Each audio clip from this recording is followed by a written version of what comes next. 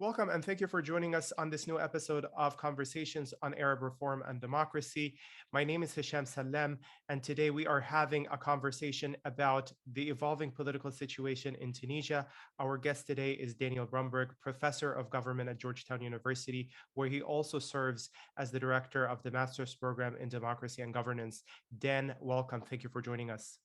Sham, great to see you. Thanks for having me. Dan, what has President Kais Saied done since July 25th, and what is he trying to accomplish? Well, on that day, that auspicious day, he announced that he was essentially suspending the parliament, and he was going to invoke his exceptional powers provided in the Constitution, basically to address what, according to the article itself, would be an imminent threat to the country's security or its livelihood. And on this basis, he basically suspended politics, normal politics, and invoked his powers, which are considerable according to the Article 80, to essentially run the political arena. I think that what he is trying to accomplish is sort of the $64 million question, because he's been deliberately vague about ultimately what he wants to do. He says that he's undertaken these measures to respond to what was a grave situation with the COVID crisis, the collapse of the health care system, or the virtual collapse of the healthcare system, but most importantly, to deal with rampant problem of corruption, which is certainly a major issue. It's very doubtful that the article he invoked, Article 80, really provides him the legitimacy to undertake these kinds of measures. And they were certainly threatening, but the entire system and state was not under imminent danger or threat. But he invoked this, and I think he invoked it with the idea basically of redoing and remodeling the political system. I think he has very ambitious designs to essentially put aside the political system that he inherited and create something else. What that something else is, we do not know. But I think we can speculate with some degree of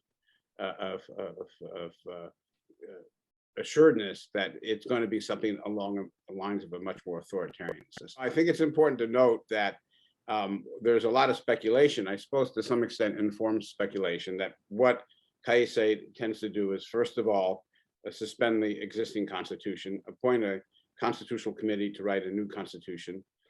And that constitution would essentially create a presidential system in which whatever parliament resulted would be subordinate to his powers and the powers of the executive.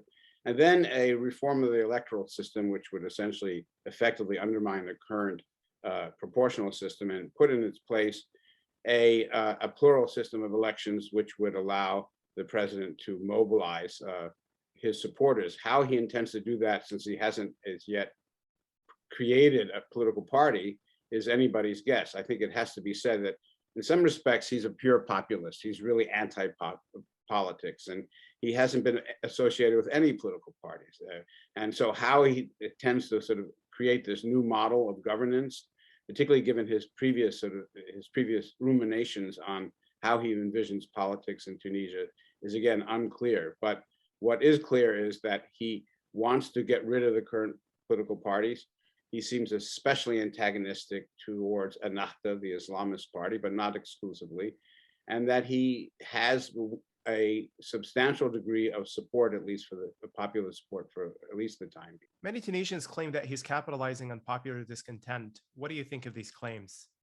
Well, I think these claims are legitimate. I mean, it has to be said that after the government was formed, there was a constitution passed in 2014, a new government emerged. There was a power sharing arrangement between Islamists and secular groups, to put it in very simplistic terms, but a power sharing arrangement starting in 2016. The government was essentially frozen and paralyzed, and really did not address a range of issues, including economic issues, that were just left lingering. And then when the COVID crisis hit, things got much worse. So there's no doubt about it that the perception that this government has been a failure and the parties are a failure is widespread and in some sense legitimate. Does that legitimize removing the whole system and substituting in its place and if what should be or probably will be some sort of authoritarian form of governance. I don't think so. But the fact that there is widespread delusionment and that in some respects is legitimate is certainly understandable and true. And how has the Nahda party reacted to these developments? And I think Ennahda is desperate now. It sees the writing on the wall. It sees an effort to essentially exclude it from the political arena. It knows that the issue of corruption is being instrumentalized. And I have to note that under Kais Saied, they are now bringing charges against a range of political leaders, not just Islamists, and they are disrupting the activities of a lot of political leaders, including those who oppose Islamists, like Abir Musi and her party. But I think that provides them a kind of cover. Again, we're an equal opportunity government here. We're going after all the corrupt leaders. It's notable that Kais Saied has refused any kind of national dialogue along the lines of 2014. He said, we will not dialogue with corrupt enemies. So Ennahda has been desperate. It's been calling for a national dialogue, but also the party is clearly split. Rashid Ghannouchi, the head of the party, made probably a big mistake when he decided in 2019 to run for the position of Speaker of Parliament. He was elected as a member of Speaker of Parliament against the wishes of many members of his own party who feared that he would become a lightning rod, and that's exactly what happened. His ascension to the speaker position really antagonized a lot of other groups and drew them in a constant effort to bring him down, essentially, to impeach him, as in effect. And so now Ennahda finds itself divided, with a number of its leaders openly criticizing Ghannouchi, or in some cases more implicitly, but really denouncing the kinds of situations and denouncing the decisions that led to this, or helped to lead to this crisis. And that is, of course, all to Kais Saied's advantage, this split within Ennahda, which predated this crisis in many respects, but now is much, much worse.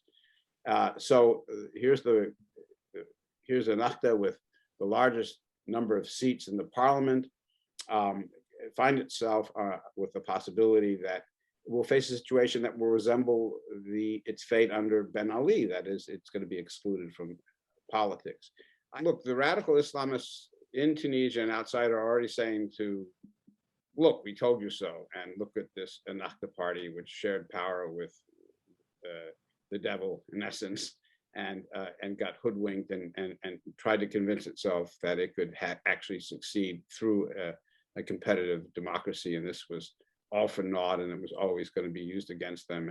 And so I do think we're going to see voices from within and outside Tunisia simply concluding and emphasizing the point we expect from them, which is not illegitimate, that when invited to participate as a legal political party, renouncing violence and the rest of it, and playing by the rules, which largely Ennahda did, by the way, and Ghannouchi went out of his way to really make concessions to the secular groups that really sort of got him in hot water with the more radical element within his own party.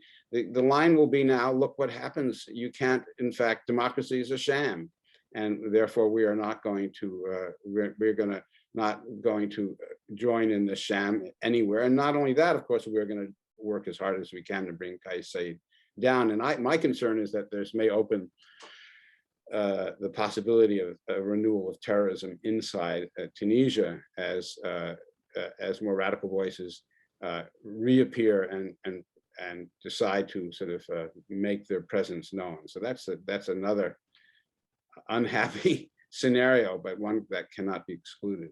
How has Tunisia's civil society responded to these developments?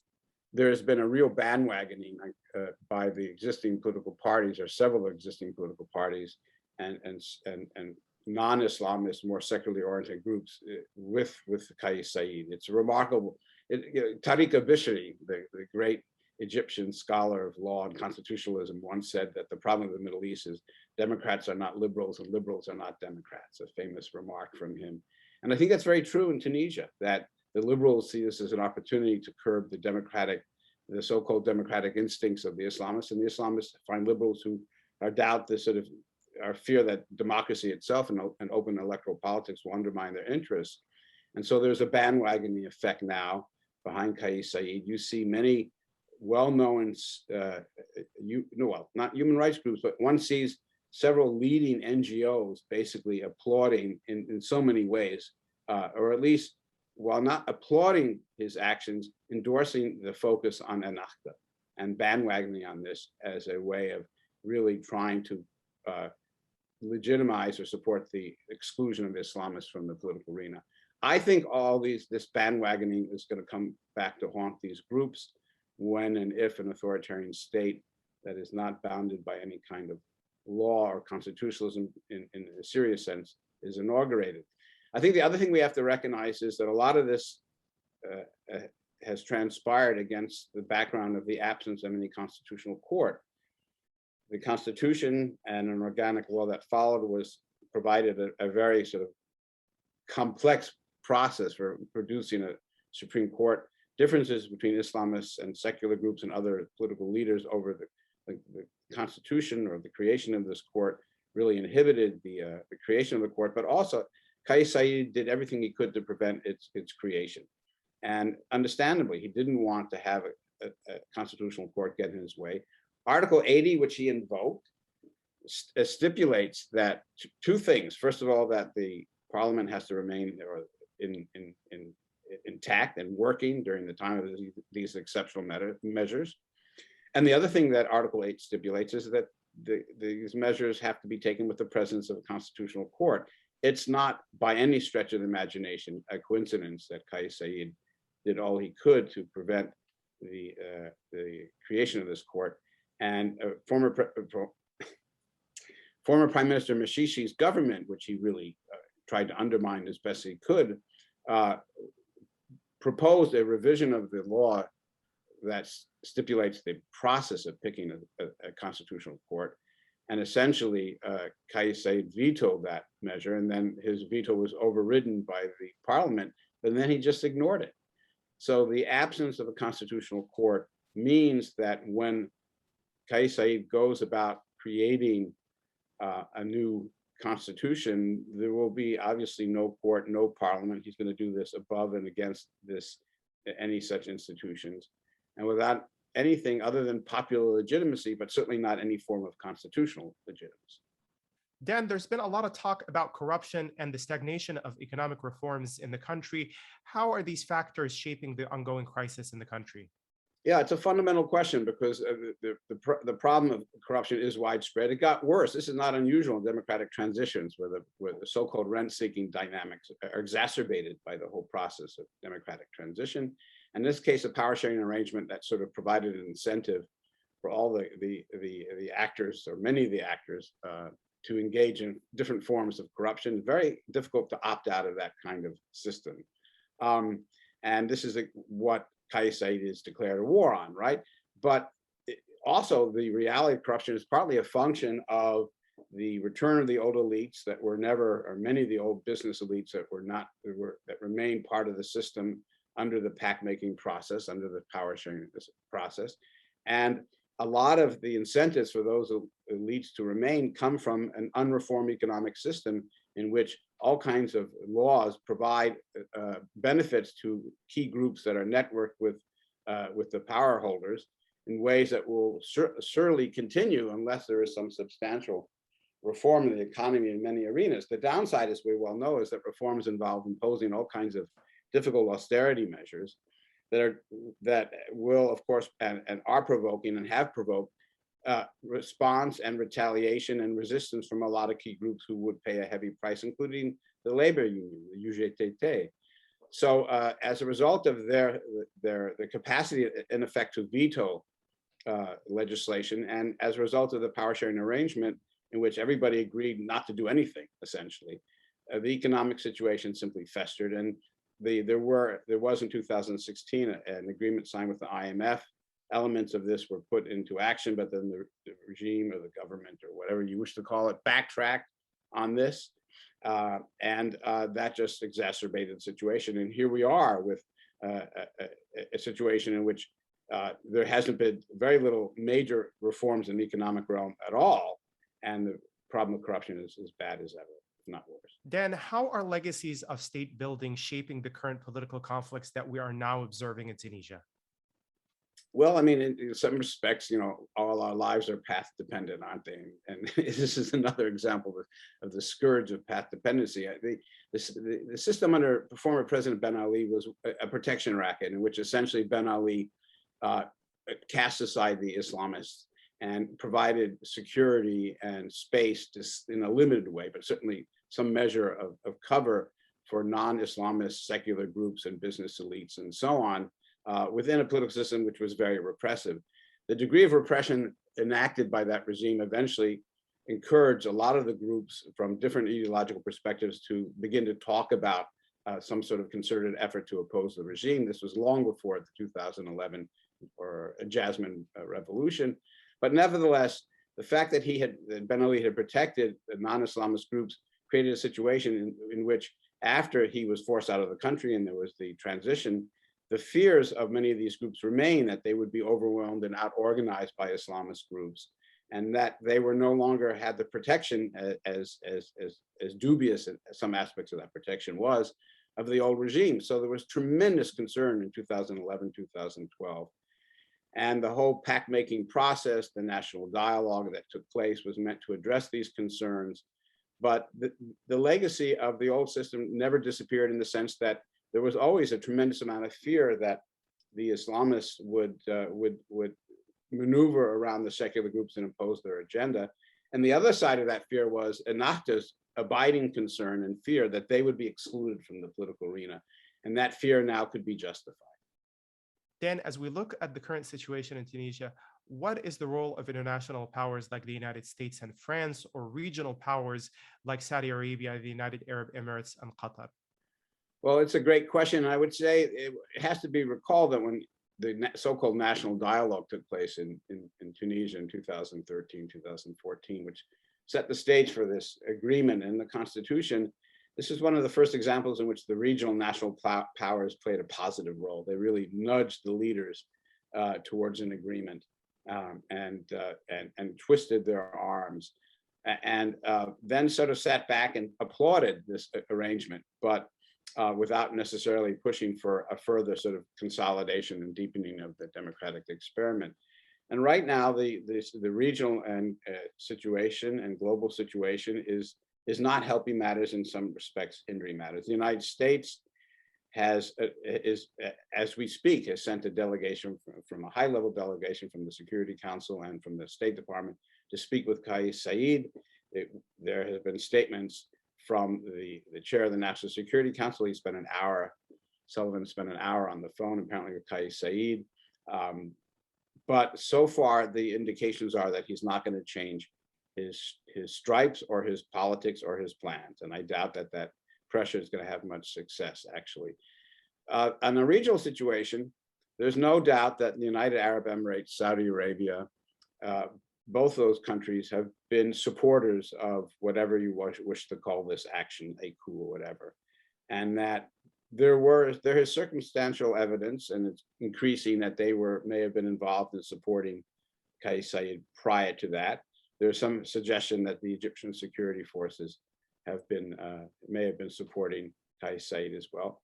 There's no doubt about it that the UAE and Saudi Arabia and Egypt would applaud and are applauding quite vigorously, openly his actions, and believe that it will set the stage for a banishment of Islamist parties and for a dismembering of Tunisia's very imperfect democracy, because we're talking about a regional coalition that is opposed to democratization and is opposed to the role of any Islamist parties in any sort of open political arena.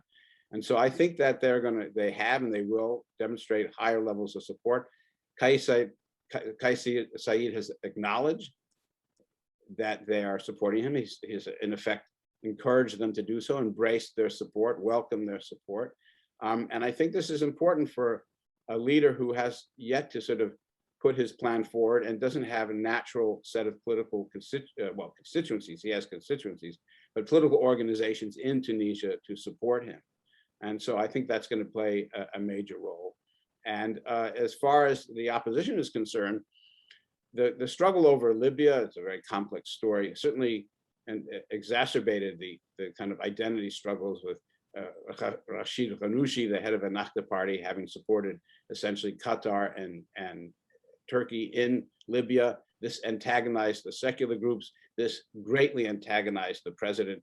There's a lot of score settling, I think, that is ongoing now, having to do with the Libya situation as well. Dan, as you know, many people here in the United States have been drawing comparisons between what is happening at the moment in Tunisia and what happened in Egypt in 2013 after the July 3rd coup. How do you make sense of that comparison? Well, in most respects, I think it's of limited value. Let me put it this way: comparisons are good when they also draw contrasts, and I think that the contrast here is considerable. And one of the main contrasts is, of course, that Egypt had an army and a military, which was really the center of the political system, and to which all the political players ultimately ran for refuge, particularly the secular groups who were afraid of Islamist domination.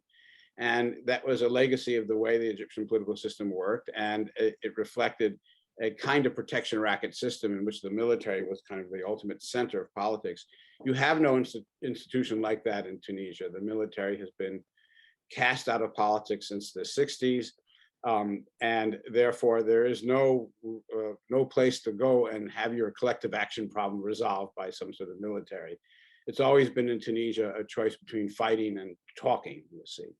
Moreover, I think the other thing that has to be said is Tunisia's development over time has created a situation in which there's significant constituencies that oppose Islamists, that have a different socioeconomic and cultural and ideological agenda, if you like. Part of them are rooted in a labor party that has considerable autonomy and national legitimacy. And so that has always made for a situation in which when there are elections, the Islamists and Ennahda in particular are forced to or compelled to share power because they don't have a majority. So the situation has been very different. And it's precisely that situation that I just described that it was assumed that would provide Tunisia with the basis for a power sharing consensus-based government that would advance the democracy. That has not turned out to be the case. I would add one more point. I think we have to be careful about any notion of exceptionalism anywhere at any time. It's not inconceivable that the role of the military in Tunisia could change. It could emerge as a different kind of force. Kais Saied has invoked the authority of the military. When he announced his exceptional measures on July 25th, he had present before him the heads of the military and the security apparatus. So let's not assume that this would be an impossible endeavor, but certainly repeating the kind of Egyptian scenario, quite apart from the fact that Tunisia is a country of 11 million people, the scale is very different than Egypt, but we cannot preclude the possibility that there will be some effort to engineer a wider role for the military. That would be unfortunate, but we can't exclude it. Thank you, Dan. I want to shift gears a little bit and ask you, what does the situation in Tunisia teach us about pacted transitions or transitions that are grounded in elite pacts and consensus-based power sharing? Yeah, it's a great question. And I think that what it reminds us is that power sharing arrangements of the kind that were struck in Tunisia may be necessary for a transition, but can at the same time kill the transition, because the kinds of concessions made, first of all, that are required to bring in ancien regime forces into the mix can also sort of add to the problem, which is one of widespread corruption. There's no doubt about it, exacerbated by the transition itself. But power sharing is a formula for paralysis.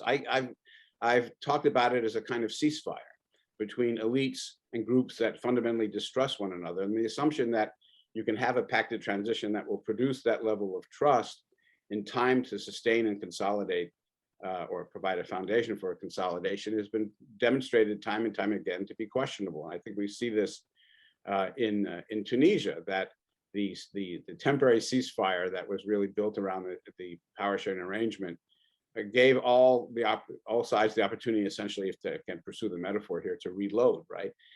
Because they didn't develop trust. And Tunisia rests and remains a profoundly fragmented and polarized society. And I think that while the polarization certainly extends beyond so-called Islamist secular sort of struggles and is much more complicated than that, it has remained a key part of the ideological socio-political arena. and has been manipulated and used by elites in their own political struggle. Dan, some observers have characterized Kais Said's rise to power as part of a global surge in populist politics. Do you think this argument is valid? Well, it's global in the sense that we've seen numerous examples of populism in Hungary, in Brazil, in the United States with our former president, and elsewhere in Poland and the Czech Republic now.